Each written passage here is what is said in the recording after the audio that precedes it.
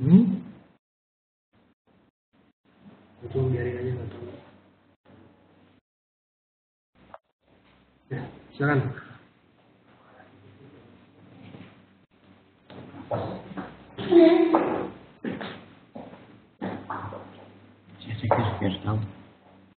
Ya, selamat sore rekan-rekan yang telah menghadiri acara webinar pada kesempatan sore hari ini.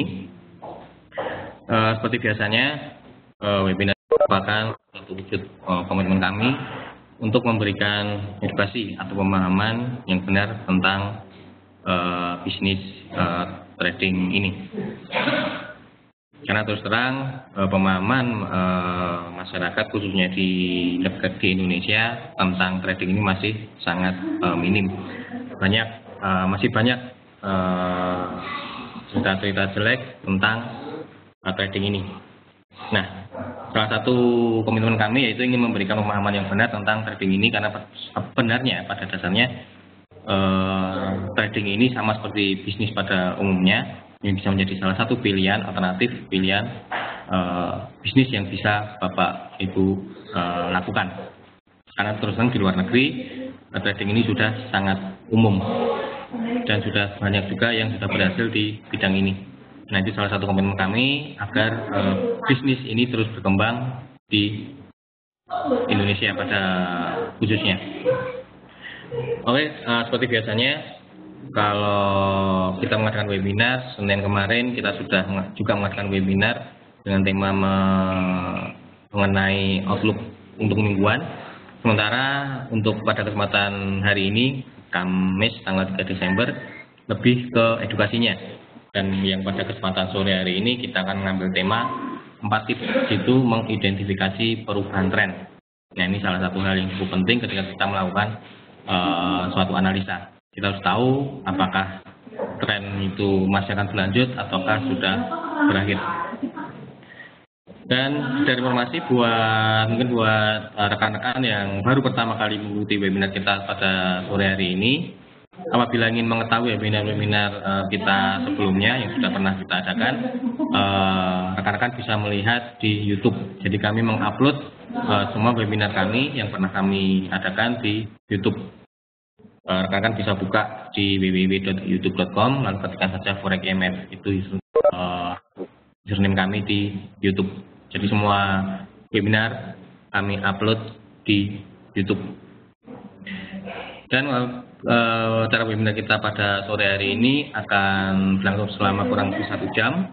Nanti dari jam 3:30 waktu Indonesia Barat sampai jam 4:30 waktu Indonesia Barat. Dan apabila nanti ada pertanyaan, silahkan langsung ajukan saja pertanyaannya melalui fasilitas chatting. Nanti kita akan bahas bersama-sama. Demikian dari informasi dari kami, dan untuk menghemat waktu, kita segera mulai saja acara webinar kita pada kesempatan sore hari ini. Baiklah, tadi sudah saya sempat singgung di awal, tema kita hari ini yaitu 4 tips jitu mengidentifikasi perubahan tren. Ini merupakan salah satu hal yang cukup penting ketika kita melakukan analisa dari sisi teknikal. Karena seperti kita ketahui, pergerakan harga tren itu ada ada 3, yaitu trend, downtrend, dan sideways. Nah, kita harus tahu ketika dalam kondisi uptrend, kapan saatnya tren itu akan berakhir, kapan uptrend itu akan berakhir. Atau ketika harga turun saja misalnya, kita harus tahu kapan, apakah pada level ini tren masih akan berlanjut turun, ataukah akan sideways, ataukah akan berbalik arah, ataukah akan reversal. Kita harus tahu, karena dengan kita bisa mengidentifikasi perubahan tren, setidaknya kita bisa mempunyai sinyal yang bagus untuk masuk posisi di awal atau di ujung berakhirnya tren atau di awal terbentuknya tren yang baru. Karena kita kan dengan kita bisa mengidentifikasi perubahan tren, kita akan bisa mendapatkan harga yang paling baik. Misalnya running naik terus ya, misalnya dalam kondisi uptrend misalnya. Ketika kita mengetahui uptrend ini akan berakhir, kita bisa mengidentifikasi pada suatu level uptrendnya akan sudah berakhir, kita akan bisa ambil posisi sell misalnya, karena kita asumsikan tren sudah berakhir, jadi kita bisa ambil posisi sell. Nah, dengan kita bisa mengidentifikasi perubahan tren tersebut, kita bisa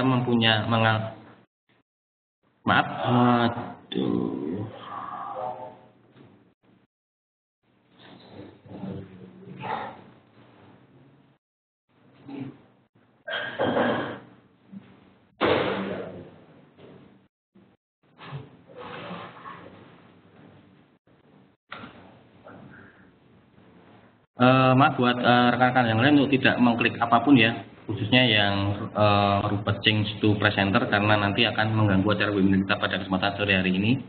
Jadi jangan klik apapun di pada tab partisipan, karena akan mengganggu acara webinar kita pada sore hari ini.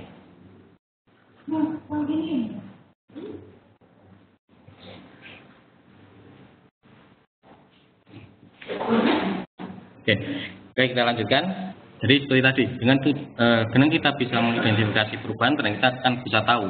Seperti kita ketahui ketika harga bergerak dalam kondisi uptrend, harga nggak akan naik terus kan? Harga nggak akan naik terus, berarti suatu saat akan mengalami ini turun. Nah, kita bisa mengidentifikasi turunnya ini turun koreksi ataukah turun perubahan tren. Jadi kita bisa mengidentifikasi. Ketika kita tahu ini masih koreksi, kita masih bisa mencari sinyal buy misalnya seperti itu, karena trennya masih dalam kondisi uptrend. Contoh misalnya dalam kondisi uptrend ya, misalnya dalam kondisi uptrend seperti kita ketahui, harga ketika uptrend atau naik terus nggak akan selamanya naik terus, pasti akan mengalami yang namanya turun dulu, turun. Nah, ketika saat turun ini kita bisa tahu turunnya ini turun koreksi atau turun trennya yang berubah atau berakhirnya uptrend seperti itu. Nah, ketika kita bisa mengidentifikasi hal tersebut, ketika harga mengalami penurunan, kita bisa tahu, kita bisa mencari posisi yang bagus untuk mengambil posisi. Jika memang masih kita anggap ini masih sebatas koreksi, kita bisa mencari sinyal buy misalnya. Atau ketika kita bisa mengidentifikasi, oh ini trennya sudah berakhir, maka kalau di sebelumnya tren, ketika kita bisa mengidentifikasi trennya berubah, kita bisa mencari sinyal dengan harga yang paling bagus tentu saja, karena kita mendapatkan harga di ujung suatu tren sudah berakhir. Itu kelebihannya kita bisa mengidentifikasi perubahan tren. Nah, bagaimana cara mengidentifikasi perubahan tren? Tools apa yang bisa kita gunakan untuk mengidentifikasi perubahan tren? Kita akan bahas pada kesempatan sore hari ini. Seperti kita ketahui, harga akan bergerak dalam suatu tren, tadi sudah saya sebut di awal, yaitu uptrend. Pada dasarnya 3 itu. Jadi pergerakan itu hanya ada 3, uptrend, downtrend, sideways, hanya 3 itu. Nah, kita hanya mengidentifikasi itu, apakah ini sedang uptrend, apakah ini sedang downtrend, ataukah saat sedang sideways atau datar. Istilahnya kalau tren running sedang istirahat atau konsolidasi, istilahnya seperti itu. Nah, yang perhatikan, trend is your friend. Ini salah satu kunci atau salah satu hal yang kita perhatikan, trend is your friend. Saya pernah sekali untuk melawan tren. Jadi misalnya trennya uptrend, jangan akan sangat lebih berisiko jika kita masuk posisi sell, karena trennya masih akan naik. Akan lebih baik kita mencari sinyal buy. Terus sebaliknya, jika running turun masih dalam kondisi downtrend, akan lebih bijaksana kita mencari sinyal sell dibanding kita mencari sinyal buy, karena risikonya jauh lebih besar karena tren masih dalam kondisi downtrend. Nah, kapan saatnya kita buy, kapan saatnya kita sell, ketika kita bisa mengidentifikasi apakah ini masih dalam kondisi trending ataukah trennya sudah berakhir, jadi salah satu kelebihan kita bisa mendapatkan harga yang terbaik. Nah, ini seperti kita ketahui teori do ya, harga bergerak dalam suatu tren. Nah, kita harus mengikuti tren ini. Jika memang kondisinya runningnya sedang uptrend, ya jangan pernah melawan tren, jangan mengambil posisi sell, atau ketika dalam kondisi trennya turun akan lebih bijaksana, seperti sudah saya singgung, lebih bijaksana mencari sinyalnya downtrend, akan lebih bijaksana mencari sinyal sell. Nah, lalu pertanyaannya, kapan tren itu akan berakhir? Jadi misalnya kita running uptrend naik terus, pasti akan ada pertanyaan, ini trennya kapan berakhir? Ini kapan uptrendnya akan berakhir? Kapan suatu tren itu akan berakhir? Nah, kita bisa mengidentifikasi dengan beberapa cara atau beberapa cara yang nanti kita akan bahas pada kesempatan sore ini. Sebenarnya banyak yang tools yang bisa kita gunakan untuk mengenali kapan tren berakhir, tapi karena keterbatasan waktu kita nanti pada kesempatan sore hari ini hanya akan menyampaikan beberapa, ada 3 atau 4 nanti yang kita bisa sharing. Nah, ini beberapa hal yang bisa kita gunakan, yaitu kita bisa menggunakan trendline, kita harus tahu non value swing atau value swing, plus dari pola-pola reversal pattern, kemudian bisa menggunakan tools indikator, salah satunya bisa menggunakan moving average, atau pun tools kalau Bapak atau rekan-rekan menggunakan indikator, cari saja yang di platform itu sudah ada. Jadi ini salah satu contohnya moving average ya. Kalau ingin Bapak kurang menguasai moving average, ingin menguasai indikator yang lain, silakan gunakan aja di sini. Insert indikator sudah dikelompokkan tren. Nah, ini tren ini fungsinya untuk mengenali tren. Indikator yang ada di menu tren ini, parabolic SAR, Bollinger Band, ADX, Fibonacci, moving average, standar deviation, ini fungsi dasarnya untuk mengetahui tren. Ini bisa juga digunakan. Kalau tadi saya di slide-nya ngasih contoh moving average, itu hanya salah satu contoh. Kalau Bapak mungkin menguasai parabolic SAR, mau menggunakan parabolic SAR untuk mengenali perubahan tren, bisa dipakai. Atau Bollinger Band misalnya bisa dipakai. Seperti itu. Nah, ini jadi indikator yang ada di kelompok tren ini fungsi dasarnya untuk mengenali tren, apakah uptrend, downtrend, maupun dalam kondisi market sideways, seperti itu.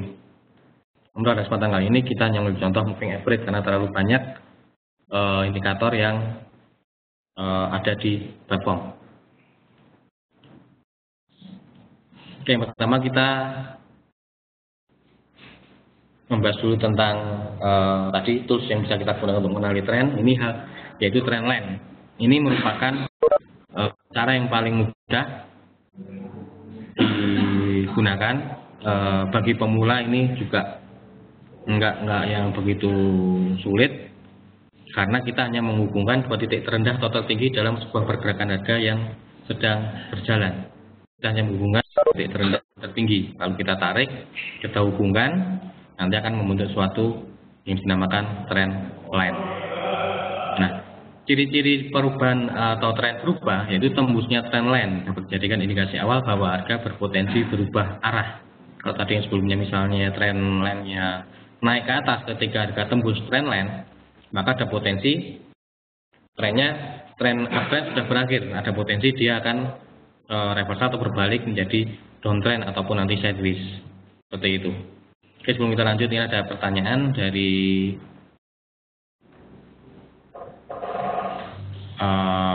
Bapak Dava. Kelemahan dari trendline apa ya Pak? Baik. Kelemahan dari trendline itu terlalu subjektif Pak. Kelemahan dari trendline terlalu subjektif. Jadi masing-masing tiap-tiap orang bisa mempunyai argumen atau persepsi sendiri-sendiri. Bisa mempunyai argumen persepsi sendiri. Contoh seperti ini. Saya kasih contoh.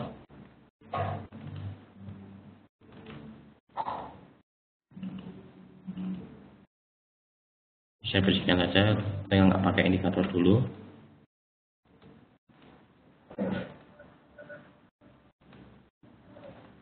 Oke, contoh seperti ini Pak Jawa.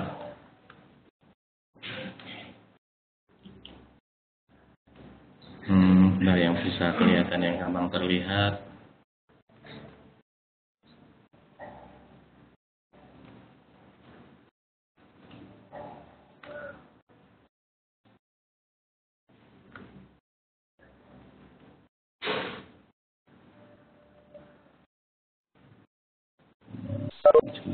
Kita cari.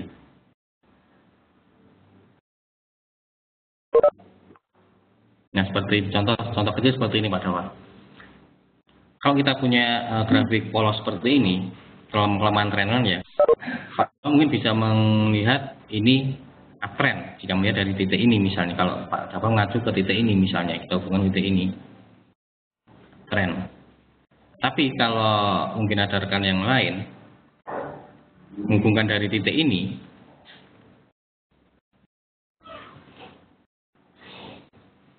puncak ini kita hubungkan puncak ini, misalnya taruhlah ini puncak ya, taruhlah ini puncak. Maka kalau kita lihatnya dari titik poin ini, kita melihat ini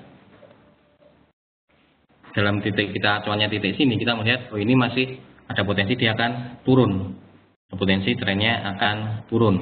Tapi kalau kita perbesar, kita hubungkan Pak Dava melihatnya dari titik ini, dia masih naik seperti itu Pak. Jadi kelemahan dari trendline itu terlalu subjektif. Tiap orang bisa mempunyai persepsi sendiri-sendiri. Namun itu bukan masalah. Apakah berarti trendline jelek? Enggak. Trendline enggak jelek, akan lebih bagus lagi cara mengatasinya gimana? Kita bikin dua. Kita bisa bikin yang bawah seperti ini, kita bisa hubungan juga ini yang atas sini. Jadi seperti itu Pak. Ya Pak Dava. Jadi untuk trendline itu kelemahannya terlalu subjektif, tergantung dari kita sendiri yang melihat dari titik. Kita menggunakan titik acuan yang mana. Kalau kita melihat di sini ya masih uptrend, kalau di sini ada potensi dia akan turun. Nah, untuk mengatasinya kita bikin dua garis Pak Dava. Jadi yang bawah kita buat, yang atas juga kita buat. Ingat, trendline ini kita gunakan sebagai support resisten. Yang bawah ini kita gunakan sebagai support, yang atas ini kita gunakan sebagai resisten. Jadi seperti itu Pak Dava. Salah satu mengatasi kelemahan tersebut atau kekurangan tersebut, kita bikin dua garis atas dan bawah. Jadi seperti ini contoh di Aussie. Misal kalau kita lihat dari titik ini, kita hubungkan lembah ini dengan lembah ini, kita bisa melihat Aussie uptrend. Benar kan?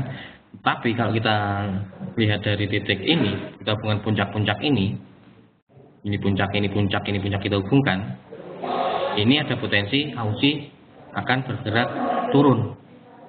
Ada potensi dia akan turun. Nah, kalau kasusnya seperti ini, lalu yang dimaksud dengan berakhirnya, kalau kita melihat ini sebagai suatu uptrend, misalnya contoh Pak Dava tadi melihat ini suatu uptrend, berarti kita harus yang harus kita jadikan acuan tetap ini. Kalau Pak Dava kan ini sebagai acuan, ini jadikan aja ini sebagai acuan.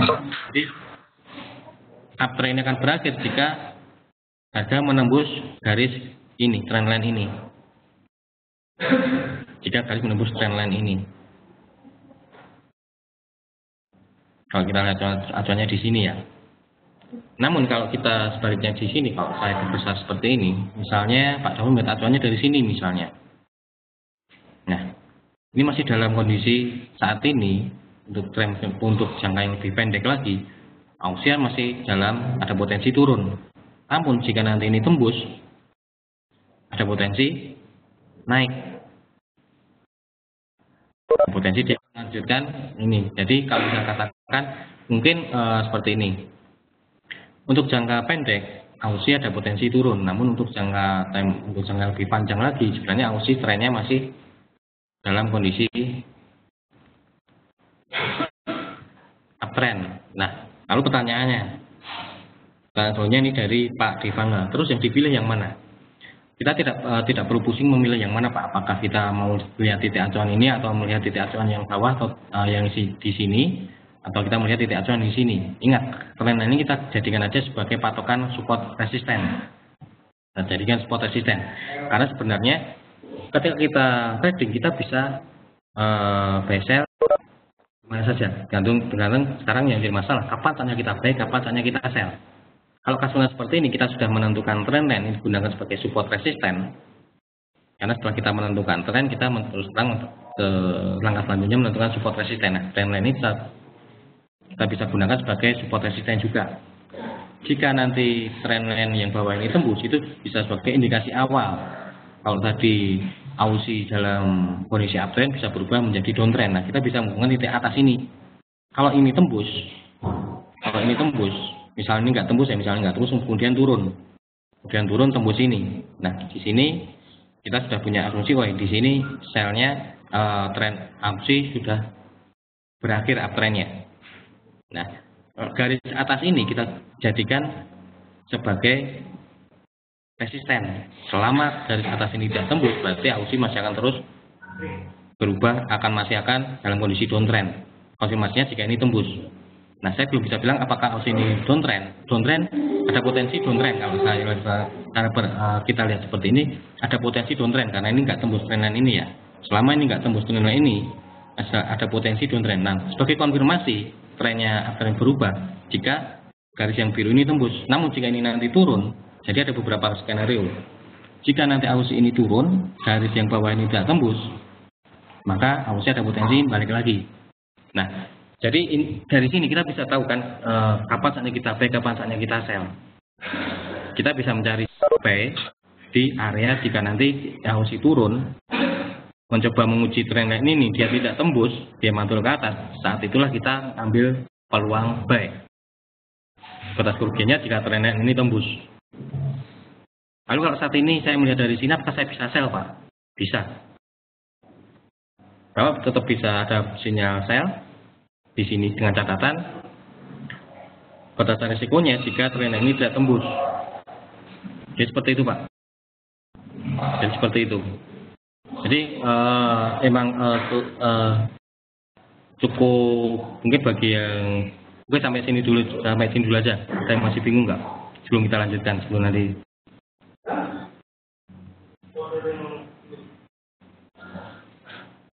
Yang saya bertanya dari Pak Rian, untuk penggunaan trendline pilihan waktu yang paling akurat tidak ada time frame waktunya, Pak. Semua time frame bisa digunakan untuk menghubungkan puncak trendline seperti ini. Jadi kalau saya pribadi, saya melihat untuk mengantisipasi lalu seperti pertanyaan Pak Dava tadi ya, pilih yang digunakan yang mana untuk mengatasi kelemahan trendline yang terlalu subjektif. Saya bikin dua garis seperti ini. Jadi dengan seperti ini saya punya garis bawah ini saya gunakan sebagai support, garis atas ini saya gunakan sebagai resisten. Jika kita mengasumsikan ini nggak tembus resisten ini trendline, kalau jangka lebih pendek ya, kalau lihat acuan dari sini ini turun, saya bisa sell. Batas resikonya jika ini tembus. Namun jika kita ngacunya trendline ini ya, yang bawah ini, nah jika kita sell, target pertama akan menguji trendline ini saja. Nah, dengan seperti ini, dengan kita membuat dua garis seperti ini, kita bisa kira-kira menentukan di mana targetnya. Jika kita sell, jika kita asumsinya melihat dari puncak ini ya, kita puncak ini bukan puncak ini, sisinya kita hubungkan. Ini turun, kita sell, taruhlah kita sell. Batas risiko di sini, batas risiko di jika garis yang ini tembus. Lalu targetnya di mana? Targetnya pertama kan menguji ini, Pak. Targetnya pertama kan menguji yang garis trendline bawah ini. Jika ini tembus, kita sudah asumsikan untuk jangka. Kalau tadi kan ini jangka pendek ya, jangka pendek AUSI masih akan turun. Namun jangka lebih panjang, jangka lebih besar lagi masih dalam kondisi uptrend. Nah, targetnya pertama di sini. Jika ini tembus, berarti kita asumsinya berarti dalam jangka lebih panjang lagi dari yang sebelumnya uptrend bisa berpotensi AUSI sekarang sudah dalam jangka lebih panjang bisa menjadi downtrend seperti itu. Nah, ini ada pertanyaan dari Pak Habibie. Terkadang kita sell saat ini tapi nyentuh stop loss kemudian berubah trend. Nah, kalau Pak, saran saya kalau buat Pak Habibie ya, kalau kita bisa melihat grafik, kita harus perhatikan yang dimaksud dengan tembus itu harus close di atas resisten ini, Pak. Contoh seperti ini contoh. Nah, misalnya ini ada swing high. Misalnya asumsinya di sini.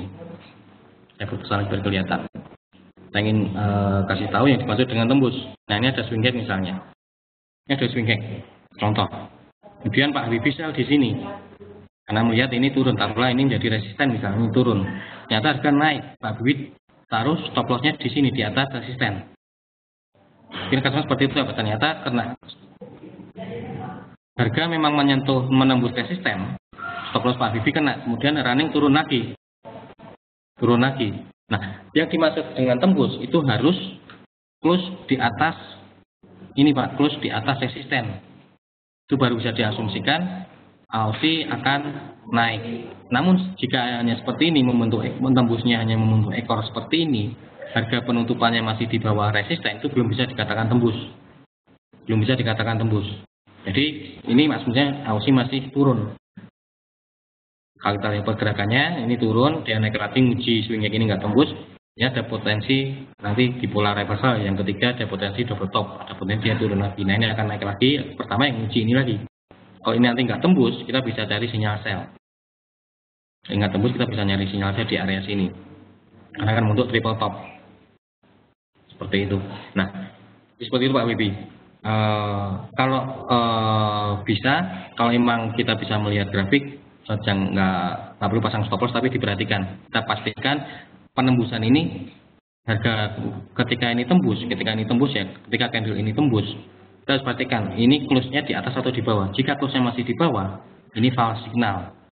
Ini masih mengindikasikan ini belum bisa dikatakan tembus resisten karena masih ditutup di bawah support, di bawah resisten. Yang dimaksud dengan tembus jika harga ditutup di atas resisten ini Pak. Jika penutupan candlenya di atas resisten, itu baru bisa dikatakan tembus. Demikian Pak Wibi. Kalau emang misalnya taruhlah paling buruk Pak Wibi nggak bisa memantau grafik, sudah pasang stop loss, kena stop lossnya kemudian berubah turun, ya nggak apa-apa Pak. Yang penting ketika kita trading, intinya ketika kita trading kita sudah tahu di mana batas risikonya. Kalaupun risikonya agak berbalik, nggak masalah. Nggak masalah Pak. Jadi jangan terlalu banyak disesali. Taruhlah kita balik pikirannya Pak. Kalau saya tidak pasang stop loss, sementara running naik terus, minus Pak Bibi bisa tambah banyak. Jadi seperti itu Pak. Jadi saran saya buat Pak Bibi, kalau memang kita bisa melihat grafik, stop loss nggak perlu dipasang karena kita harus pastikan harga tembus atau enggak, konfirmasinya tembus atau enggak. Jika contoh seperti ini, jika yang dimaksud tembus, harga ditutup di atas resisten. Contoh seperti ini, jika ini ternyata sempat tembus, ternyata masih ditutup di bawah resisten, ini belum bisa dikatakan tembus. Dengar Pak Bibi. Pak Devangga, jika tembus ke atas gimana? Maksudnya tembus ke atas gimana Pak? Bisa ngasih contoh penempatan stop loss. Jadi seperti ini Pak, penempatan stop loss. Misal seperti ini. Misalnya naik, turun, naik lagi nguji resisten ini nggak tembus. Ada sinyal ini, ada candle bearish terbentuk misalnya. Nah, ketika candle ini open kita sell. Lalu di mana stop lossnya? Jika nanti harga naik ditutup di atas resisten ini Pak. Taruhlah ini di 0.7335. 0.73 mana? Jika nanti AUSI naik, jika berapa? Tapi aku yang dengar kalau Alah ya apa ya? Satu ya tasing marah. Nah, dari stop lossnya jika misalnya tadi Pak Mahfusin sell di sini batas stop lossnya, jika harga ditutup di atas resisten ini Pak, jika close di atas resisten, itu jika kita berdasarkan technical, penempatan stop loss berdasarkan technical, karena nanti akan ada penempatan stop loss berdasarkan money management. Namun nggak kita bahas pada kesempatan sore hari ini, mungkin akan kita bahas pada kesempatan yang lain, itu penempatan stop loss berdasarkan money managementnya seperti apa, persentase maupun risk and reward-nya. Nah, kalau stop lossnya berdasarkan technical, ya jika nanti harga close di atas resisten ini Pak. Jadi untuk penempatan stop lossnya seperti itu. Lalu dari Pak Devangga, menembus garis di atas, ditembus berapa buah candle kita tunggu. Kita nggak ada batasan harus berapa candle Pak, nggak ada batasan harus berapa candle. Contoh seperti ini, mungkin seperti ini contoh misalnya. Nah, kalau pada seperti ini. Tapi ini belum konfirmasi ya, candle ini belum jadi Pak, candle ini belum jadi. Akan lebih bagus lagi, ini salah satu contoh penggunaan trendline Pak ya, nanti ya kita bisa combine dengan indikator yang lain, misalnya kita combine dengan stokastik untuk memastikan apakah ini sudah oversold atau overbook. Contoh misalnya seperti ini, contoh seperti ini Pak. Nah, misalnya nanti kita asumsikan nggak tembus, kemudian ada sinyal bearish, misalnya Pak Devangga, atau misalnya ini tembus misalnya ini tembus, apakah kalau berapa buah candle kita tunggu open buy? Nggak perlu tunggu open buy, selama kalau kita pastikan ini tembus close di atas ini, kita bisa ambil posisi buy Pak. Jika close di atas ini, jika close di atas garis ini, resisten ini, kita bisa masuk posisi buy. Demikian Pak Dewan. Jadi nggak ada harus berapa buah candle untuk masuk posisi buy. Jika ini close di atas resisten, kita bisa open buy. Namun yang harus perhatikan, penembusan ini jangan terlalu tinggi.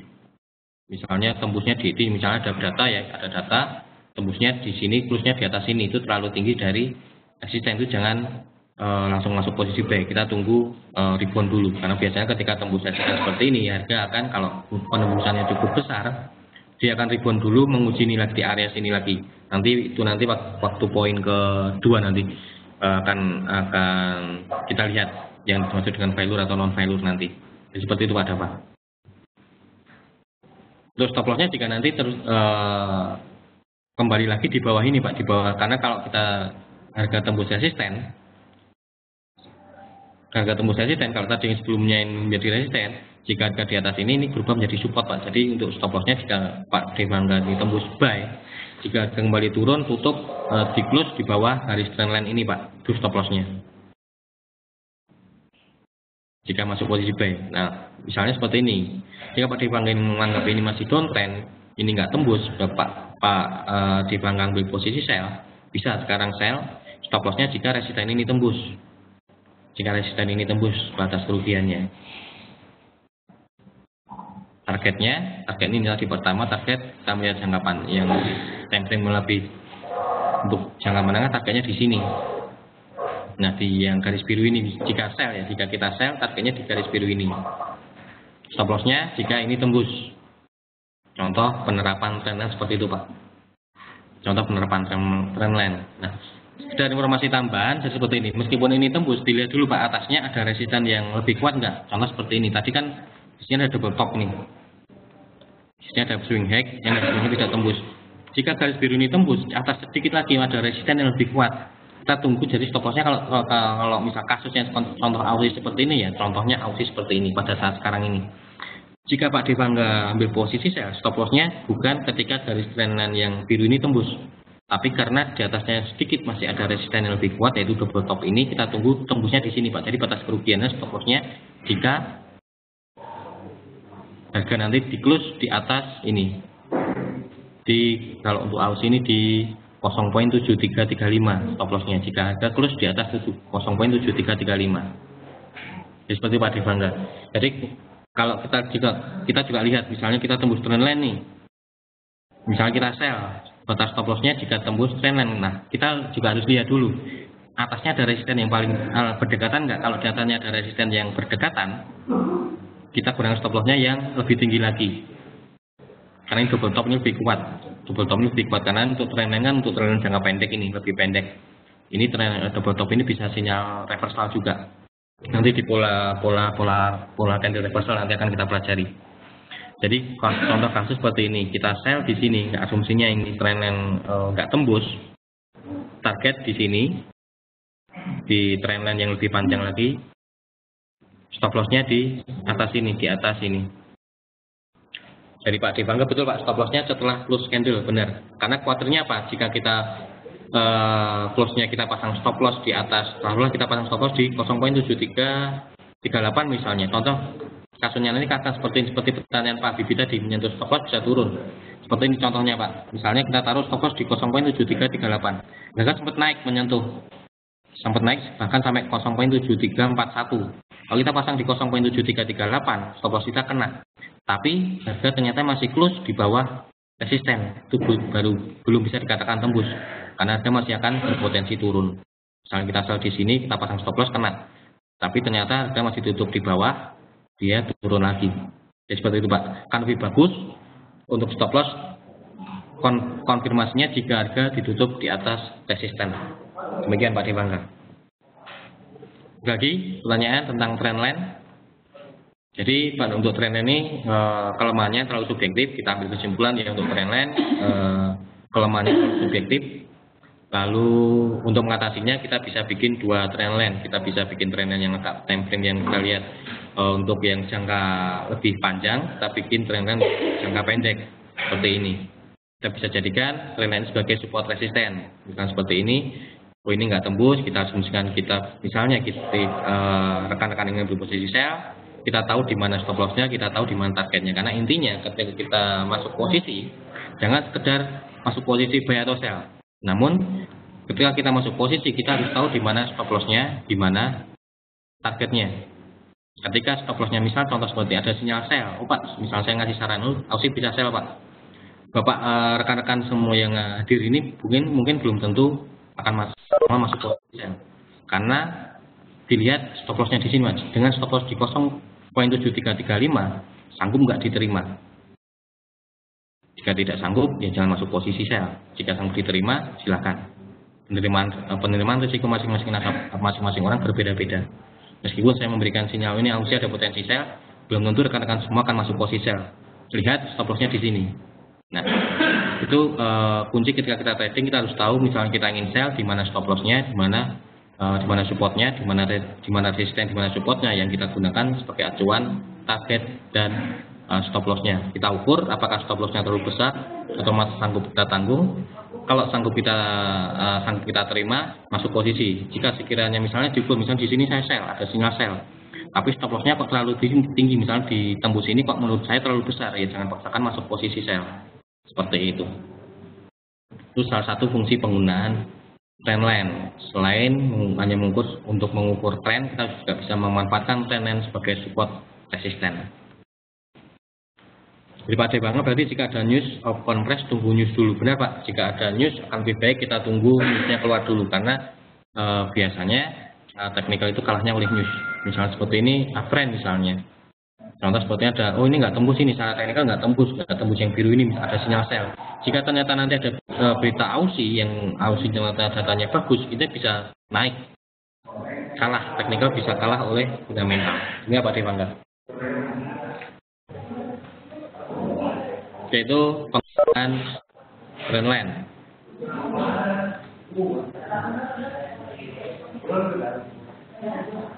Nah ini contoh trendline pecah.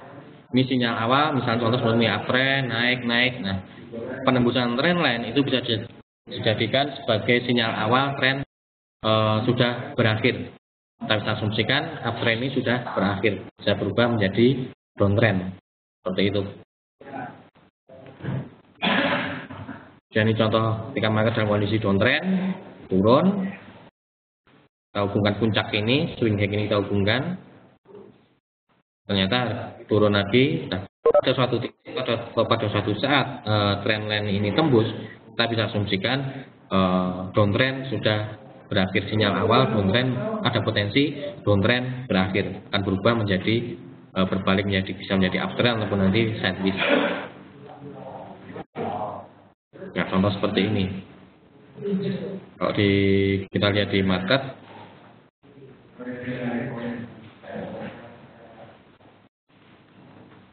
kemarin yang sempat, kalau yang sudah pernah paham trendline Aussie, pound sterling hari kemarin ya, jika kita bisa memakai trendline, profitnya pasti lumayan besar. Kemarin saya sempat masuk posisi di sini, sell di sini di 503 ini. Saya kemarin bikin trendline seperti ini. Kemarin jika kita bisa memanfaatkan trendline, profitnya saya luar biasa profitnya. Ini ada swing low, naik, turun, naik lagi, ini nggak tembus, saya hubungkan puncak lembah ini, saya lembah, kita tarik. Ketika ini tembus, saya sell di area sini. Batas kerugiannya jika harga naik kembali lagi ke atas, ternyata hanya mantul ke atas, nggak berhasil tembus yang biru, dia turun lagi, tajam. Kemarin sempat juga didukung oleh fundamental ini. Saya bisa dapat harga sell terbaik karena sell saya di area sini. Saya dapat harga sell di area trendline. Ketika trendline ini tembus, kita asumsikan kan, oh ini masih, misalnya yang ini belum jadi ya, candle ini belum jadi. Ketika running masih di area sini, asumsinya pound sterling masih naik kan, sebenarnya pound sterling masih uptrend. Namun begitu ini tembus, uptrendnya berakhir, bias uptrendnya berakhir, berubah menjadi downtrend. Kita bisa pasang sell di sini. Begitu ini tembus, kemarin saya sell di area sini. Sell di area sini, stop loss. Stop lossnya di mana? Jika harga tembus di trendline biru ini, Pak. Nah, kalau kita perhatikan di sini ada swing high terdekat. Stop loss saya di swing high ini, Pak. Stop loss saya di sini. Di 1.05086. Kemarin saya dapat sellnya di 1.50334. Jadi meskipun sekarang ini tembus karena di atasnya ada resisten, ada swing hack, tunggu di swing hacknya Pak, tembus di swing hacknya, ini kan ada turun, naik untuk puncak kan ini, nah ini jadi stop lossnya jika harga tembus di atas swing hack ini. Saya kemarin di sini, di kisaran sini, targetnya saya di sini, pertama targetnya saya di swing low ini. Nah, saya kemarin lepas di area sini 4990-an, di swing low ini target saya, ternyata masih tembus. Ketika ini tembus support lagi, dia turun lagi. Nah, ini contoh pemanfaatan trendline. Jika kita bisa mengenali trendline, kita bisa dapat harga terbaik. Kita bisa mendapatkan harga terbaik jika kita bisa mengenali atau menentukan trendline seperti ini. Kita bisa mendapatkan harga terbaik. Ini contoh penggunaan trendline. Kemarin itu ada lagi di emas kalau nggak salah. Emas juga ada trendline di sini. Saya paling sempat ini. Nah, ini naik, turun nggak kuat, begitu ini tembus sell dia. Ini tembus kan? Ini tembus di bawah trendline. Saya asumsikan uptrend emas sudah cenderung bias uptrendnya emas berakhir karena ini tembus sell di sini. Lumayan, sell di 1066 bisa kemarin sempat 1.01047 seperti itu. Batas stop lossnya di swing hack ini aja. Batas stop lossnya di swing hack ini ya. Jika stop swing hack ini masih cukup diterima ya swing hack ini, di atas swing hack ini. Ini ada Pak Dewangga. Pak, kalau kita melihat tren di setiap pair harus di time frame satu. Enggak harus saya itu Pak, tergantung Pak Dewangga di time frame apa. Jika bermain untuk jangka pendek misalnya di M15 bisa dipakai. Jadi sebenarnya tren ini bisa digunakan di semua time frame. Tapi jika Pak Dewangga masuk di M15, tetap untuk exit entry-nya tetap di M15 sebagai acuan Pak. Jangan ketika masuk posisi di M15 menggunakan trendline di M15 lalu berubah di H1 untuk exit ataupun entry atau untuk exit-nya di H1 jangan. Jika kita pakai di M15 ya tetap gunakan di M15. Demikian Pak Dewangga.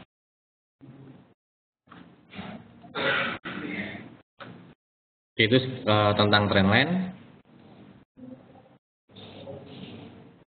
Kalau kita non value swing, kalau kedua non value swing yaitu sebuah pergerakan harga yang langsung menembus titik top atau bottom terakhir setelah mencapai titik terjauh. Ini teorinya nggak usah dihafalkan, teorinya nggak usah terlalu dipusingkan mengenai apa non value swing. Kita langsung lihat ke contohnya saja.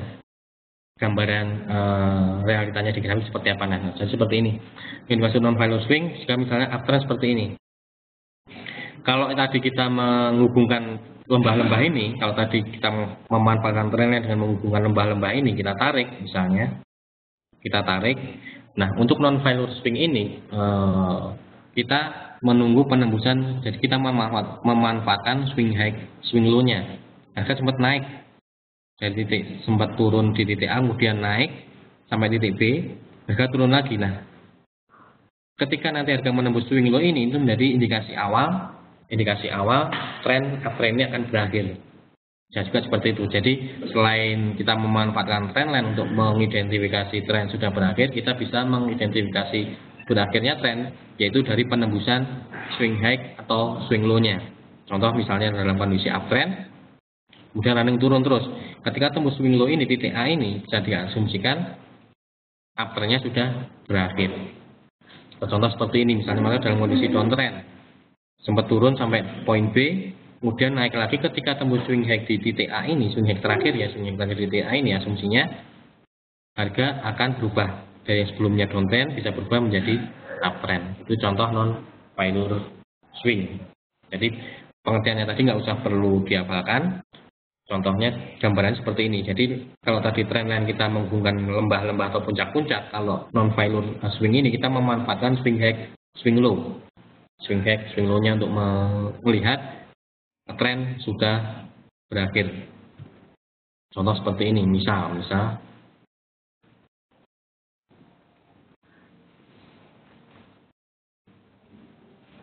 nah, misal seperti ini. Kalau tadi di Aussie, contoh sama kita gunakan saja di Aussie biar kita tahu. Kalau tadi kita memanfaatkan tren seperti ini, asumsinya jika ini turun, kita asumsinya ini harga tren akan berakhir. Nah, kalau kita non value swing, kita lihat ini sempat naik, Turun di sini kita asumsikan ini. Jika harga tembus swing low ini. Swing low ini. Jika swing low ini tembus, asumsinya uptrend Aussie berakhir. Mana yang lebih bagus, trendline maupun atau non value? Nggak ada jawaban mana yang lebih bagus. Semua tergantung dari, kalau kita mengacunya ke trendline ya gunakan acuan trendline. Kalau kita menggunakan non value swing ya kita gunakan non value swing ini sebagai titik acuan kita. Nggak ada yang mana yang lebih bagus, apakah trendline ataupun non value swing, semua bisa dipakai. Atau bisa di combine misalnya seperti ini. Kita menggunakan trendline misalnya. Jika ini nanti tembus, target pertama ya akan uji ini swing low ini.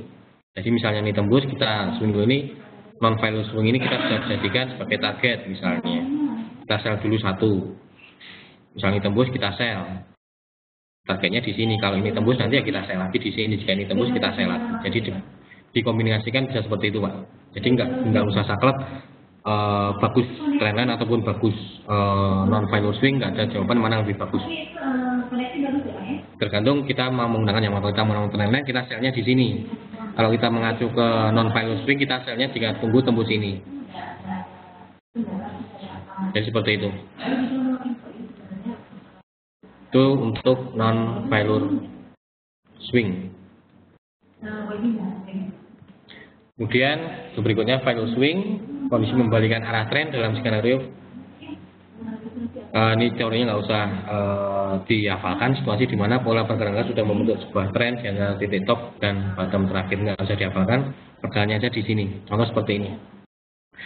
Ini harga naik untuk swing high, turun untuk swing low, naik lagi untuk swing high, turun untuk swing low, kemudian naik lagi, naik ini nggak tembus. Kalau tadi non value, harga ketika ini naik sempat menembus swing ini, sempat swing high ini.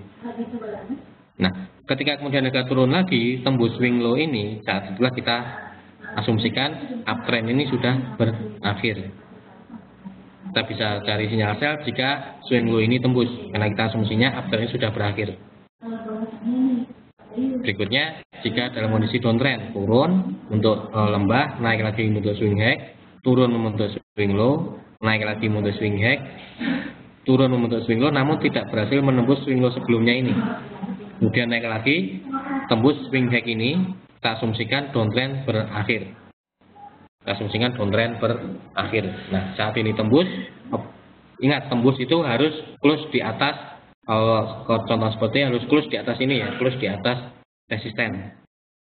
Kita baru bisa masuk posisi buy. Atau kalau tadi misalnya market dalam kondisi uptrend, ini tembus, ingat yang dimaksud tembus, harga harus ditutup di bawah swing low ini, harus tutup di bawah support ini. Baru kita cari sinyal sell. Jangan misalnya tembus langsung masuk posisi sell, jangan. Atau misalnya ini tembus langsung masuk posisi buy, jangan. Namun tunggu candle tersebut jadi kita lihat harga penutupannya. Harga penutupannya ditutup di atas resisten atau di bawah support. Karena takutnya seperti contoh di Aussie tadi, hanya membentuk ekor.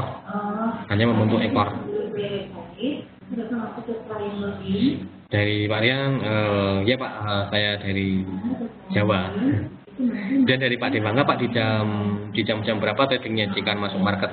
Kalau saya pribadi, saya lebih, karena saya tradingnya lebih ke mata uang euro sama pound sterling, saya masuknya di sesi Eropa, Pak. Jadi ketika market sesi Eropa mau buka sekitar jam 1 siang, jam 2 siang, saya baru nyari sinyal untuk masuk posisi mulainya jam 1, jam 2 siangan ketika sesi Eropa open.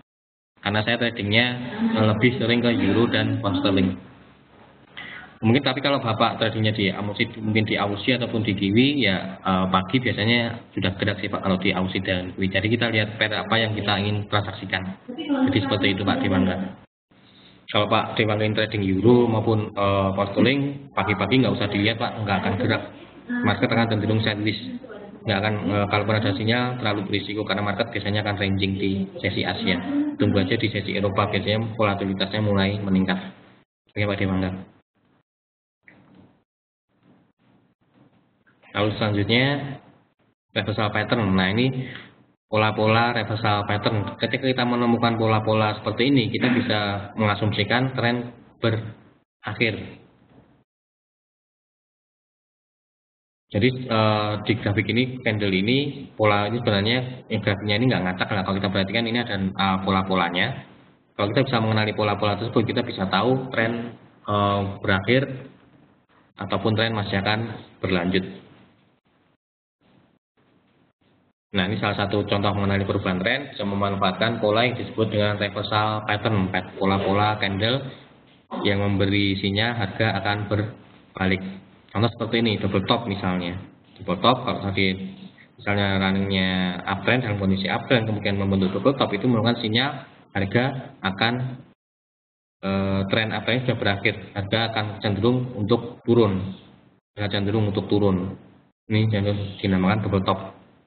Atau ini double bottom misalnya, ketika market dalam kondisi downtrend membentuk low yang harganya sama, ada sinyal harga akan berbalik ke atas. Contoh kasus seperti yang paling terlihat di sini, di Aussie ini Pak. Aussie ini ada double top, ini ada swing high, ini ada swing high. Sebenarnya kemarin ketika ini swing high, ada swing ini tidak tembus, open sell ini harusnya di sini kita bisa cari sinyal sell no? Aussie ya, di Aussie ini sebenarnya kemarin bisa sell di sini. Kita bisa sell di sini di Aussie. Di 0.7324 kita bisa sell. Nah, targetnya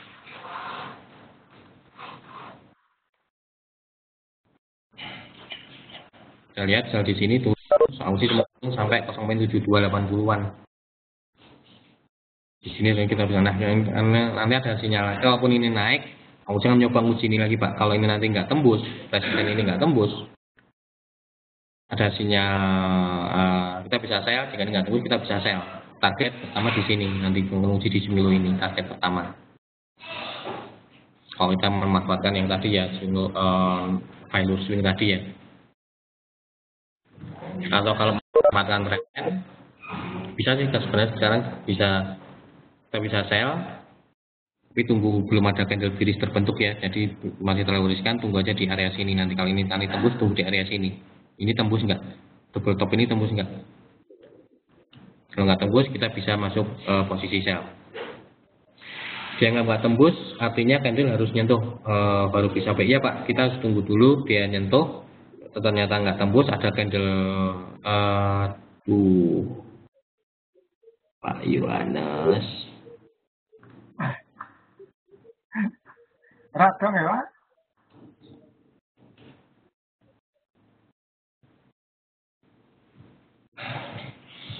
Kita lanjutkan, maaf tadi ada gangguan, ada yang mengklik jadi presenter. Jadi sampai ke pola ini ya. Jadi sampai ke pola ini. Ini contoh-contoh pola reversal. Double top, double bottom. Untuk jika Bapak ingin mengenali pola-pola candle reversal, sebenarnya kami ada di YouTube, sudah sempat kita upload juga pola-pola candle yang sinyal reversal itu ada, bisa Bapak cari nanti di YouTube. Kami sudah pernah mengupload pola-pola candle reversal, kami sudah pernah upload. Silahkan Bapak bisa lihat di YouTube. Ini tadi ada contoh, misalnya double top, double bottom, head and shoulder, inverse head and shoulder, triple bottom, triple top. Ini salah satu pola-pola yang mengindikasikan tren sudah berakhir. Untuk mengenal lebih jauh apa itu head and shoulder, triple bottom, triple top, ataupun inverse head and shoulder, mungkin karena waktu saya nggak bisa menjelaskan lebih jelas lagi apa itu head and shoulder maupun triple top, triple bottom, double top, double bottom ya. Namun kami pernah mengupload di YouTube mengenai head and shoulder ini, triple bottom, triple top, inverse head and shoulder, double top maupun double bottom. Kita bisa cari di YouTube. Untuk misalnya ingin tahu lebih dalam apa itu head and shoulder, apa itu triple top ataupun triple bottom. Oke, selanjutnya yang ditanyakan dulu.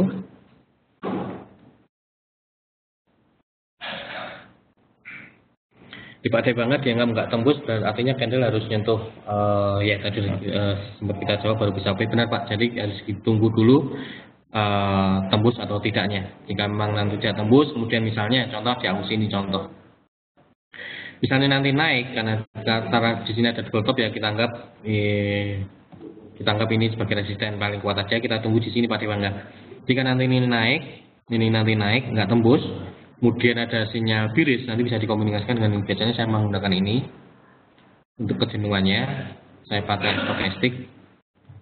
Nah, sudah di area overbook, jadi ada potensi kalaupun nanti nggak tembus ada sinyal biris, misalnya terbentuk candle biris seperti ini ya, misalnya kalau contoh seperti ini terbentuk candle biris, open candle-nya kita masuk posisi sell, terkonfirmasi dari kejenuhan di area overbook, saya sell, misalnya nanti terbentuk sinyal biris, saya sell, stop lossnya jika harga tembus ini Pak, jika harga tembus resisten. Terus di atas resisten itu batas stop lossnya, targetnya kita bisa tadi menggunakan trend line ataupun melihat dari swing low terdekat. Demikian Pak. Dari Pak Lisan, apakah video webinar ini dapat di-download? Bisa Pak, silakan di-download di YouTube. Kayaknya ada fasilitasnya untuk mendownload YouTube, bisa di-download. Dari Pak Devangga, seandainya candle sekarang belum menyentuh garis, artinya jangan dulu open press. Sebenarnya kalau ke Pak Devangga, kalaupun nanti belum menyentuh kemudian ada candle biris, sebenarnya Pak Devangga mau masuk posisi sell itu pertama ini Pak. Jika Pak Devangga nanti misalnya belum menyentuh, ya belum menyentuh, ada sinyal sell misalnya, kemudian ada candle biris. Jika Pak Devangga ingin masuk sell, perhatikan dengan risikonya Pak, ukur batas risikonya. Jika menurut Pak Devangga dengan misalnya taruhlah sell sekarang misalnya di 0.7323 misalnya, stop loss taruhlah jika plus dia kalau sekarang di 0.7335 misalnya, ya taruhlah tambah 5 pip di 7340 diukur. Saya sell Pak Devangga sell sekarang dengan stop loss di 0.7340 itu sanggup diterima enggak? Jika menurut Pak Devangga sanggup diterima, misalnya ada candle biris ya, candle biris terbentuk di sini sudah menunggu ke bawah, wah ini nggak usah nunggu ini nyentuh dulu, Pak Devangga langsung masuk posisi sell misalnya. Bisa langsung sell Pak, namun kembali lagi diukur dengan batas kerugiannya. Jika sekiranya batas kerugiannya jika tembus di sini masih sanggup Pak Devangga terima, silakan masuk posisi sell. Namun jika sekiranya terlalu besar, jangan paksakan masuk posisi sell Pak. Demikian Pak Devangga. Jadi buat sekedar informasi, jika memang ada sinyal baik itu buy atau sell, ukur dulu batas kemampuan berdasarkan tingkat risikonya.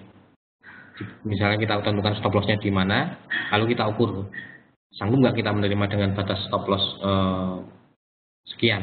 Kalau sekiranya terlalu besar, jangan paksakan masuk posisi meskipun ada sinyal buy atau sell. Namun jika sekiranya batas kerugiannya terlalu besar, jangan paksakan masuk posisi.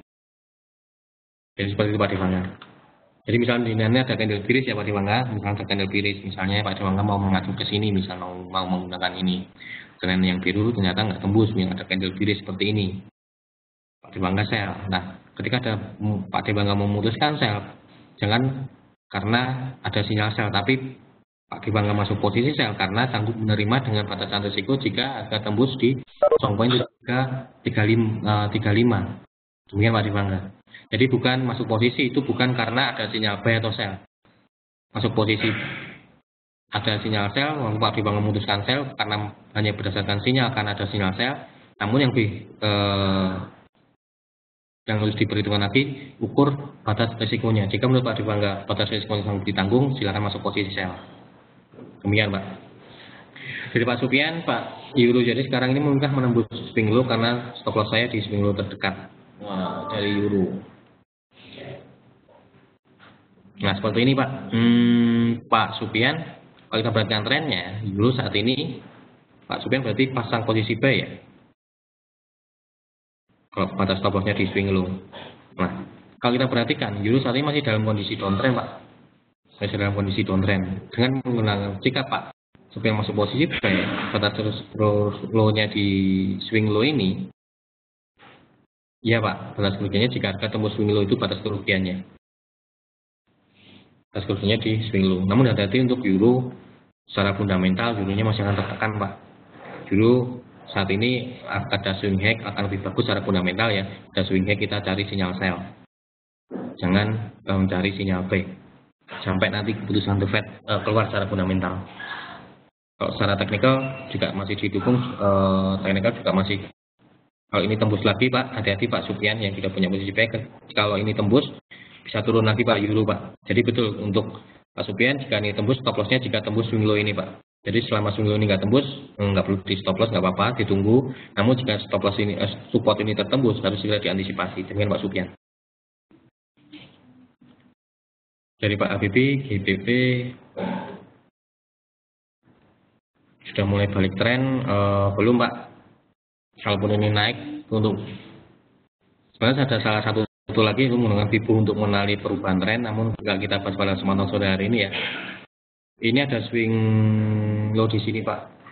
Kita bisa asumsikan kalau tembus ini 50% dari FIBO ini baru bisa saya katakan pound sterling berbalik arah. Kalaupun ini naik, pertama kan menguji ini dulu Pak. Kalau ini nggak tembus, masih ada potensi pound sterling untuk turun. Demikian Pak, dari Pak Habibie. Jadi belum mulai baliknya, kalau trennya masih dalam kondisi downtrend, ini masih dalam kondisi downtrend Pak. Tren belum berbalik. Mungkin Pak Habibie.